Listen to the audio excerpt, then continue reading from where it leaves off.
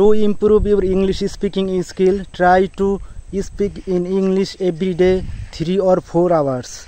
When you speaking 1 or 2 hours or 3 or 4 hours in a day, then you will be speaking English without hesitation. Then you will be a good English speaker. I try to practice English 3 or 4 hours a day. Sometimes I practice my English 5 hours at least, and now I can speak in English.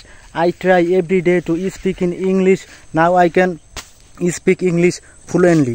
If you try to speak English, you have to practice English 3 or 4 hours in a day.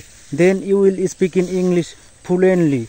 You have to practice English and you have to learn English practically, like in your daily activities, what you eat for lunch, what you do in your whole day. That is the things you can practice every day, and every day 3 or 4 hours, and you will speak in English fluently.